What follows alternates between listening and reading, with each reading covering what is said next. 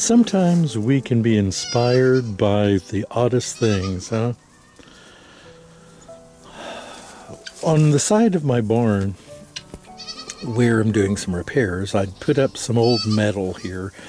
Not good metal, you can see it's got holes in it, but it cuts down on wind and things like that while I do some other things. And I've got a couple different types of sheeting metal here. But the one thing they all have in common is a bit of rust. And earlier, when I first got the inspiration for this, the grass was green. But winter has come, or at least winter in Texas, it's got much colder, and so the grass has turned brown. But it was so pretty when the green grass against the rusty tin, that's sort of what inspired me to make this soap. So as silly as it may seem, inspiration can come from very strange places sometimes. And in this case, from a sheet of rusty metal. Come inside, let's put this together.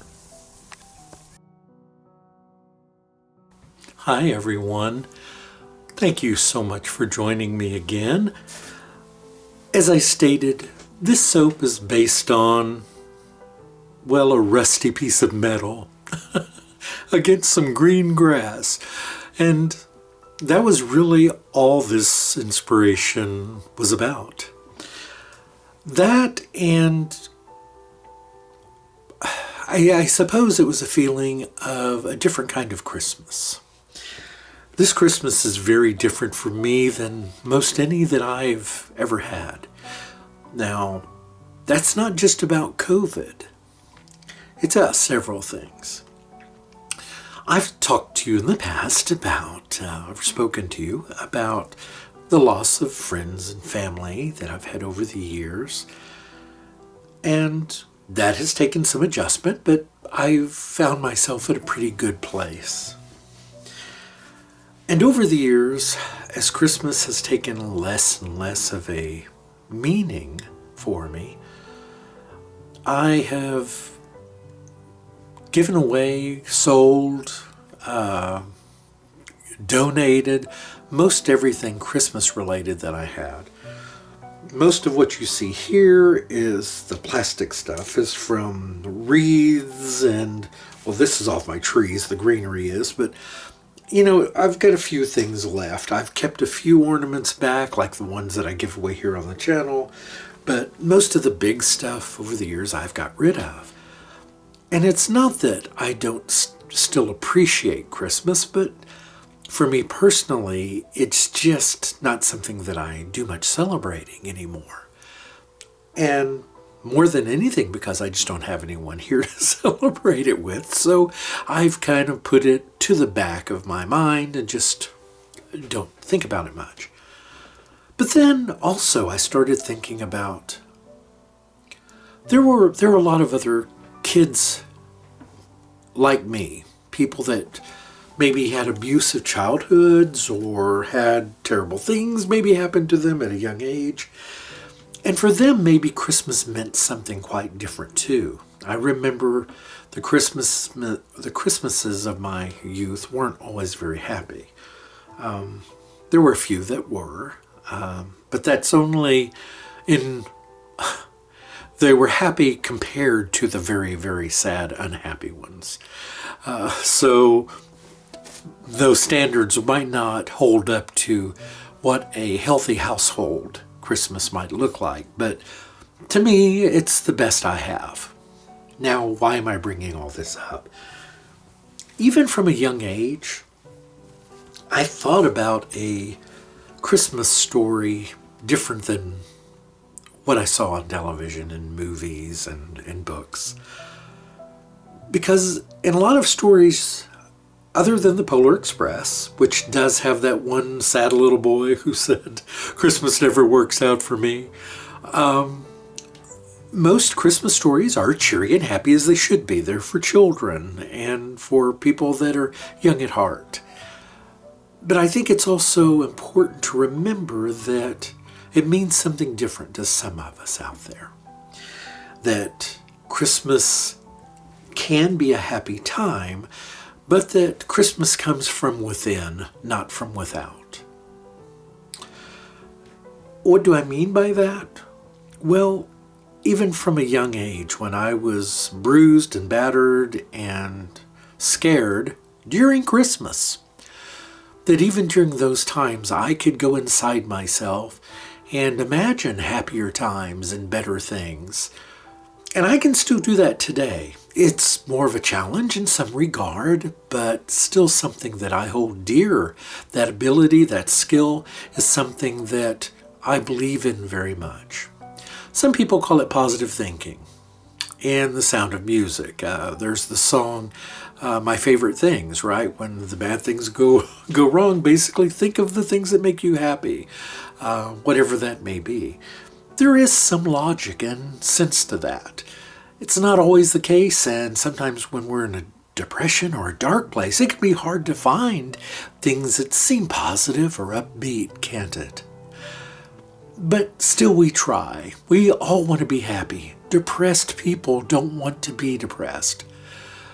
There are people who think you can just change your mind, be happy.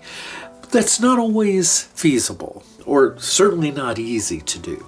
I can bring myself out of depressions much easier now than I used to could. And I owe a lot of that to the things I love, like soap making. That has given me a window for the last 50 years into a different mindset. Of course, working a job helps tremendously too. Hobbies or family, all sorts of things can help us to find our happy center place. And I didn't mean to make this video a soap video with me talking over it about all these things, and I apologize for that, but I just felt I needed to say these things because I know there's some folks out there who maybe feel the same way I do, or maybe have been in the same kind of scenario I have. And this isn't made to be a bummer video or to depress anyone. But I do want to address the fact that there are some of us where Christmas outwardly can be a little bit challenging, but that doesn't mean that we don't still enjoy it. I do. I enjoy Christmas immensely in many ways. I love the lights. I love the weather. I love the smell of a Christmas tree. I love giving gifts. I don't get many anymore. Well, there are a few of you that do send me gifts, and I'm not wanting you to send more, and I don't want more of you to send me anything. That's not where I'm going with this. I just mean I'm at a stage in my life where I don't have children. I don't have a spouse of any type. I don't have any romantic any intentions on the horizon. I just don't see life changing a whole lot for me in that regard, and that's okay. I'm not unhappy. I promise you that does not make me unhappy at all. I've learned to really enjoy being alone. Now, I still want to be around people that I love, be able to visit family and friends and those sort of things, and I'm hoping in the years ahead I will be able to move closer to the family that I have. But that's not the case right now.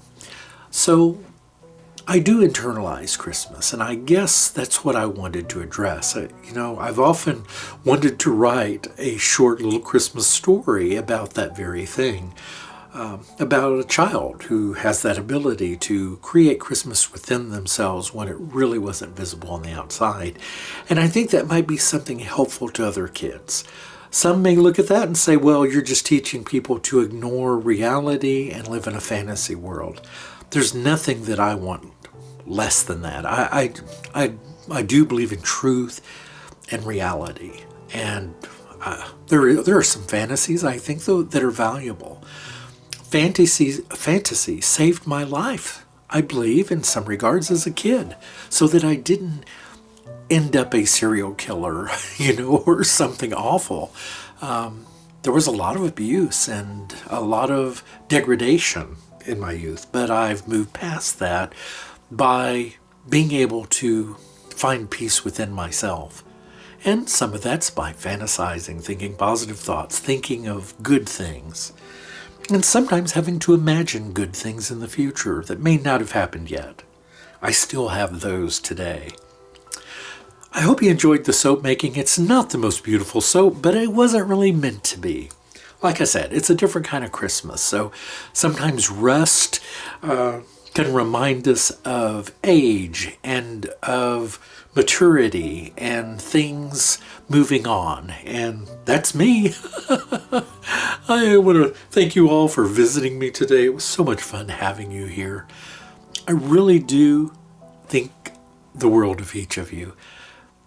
Have a fantastic day. Let me know your thoughts on the video or on my goofy chat. It was great talking to you, and I'll talk to you again soon. Goodbye, everyone.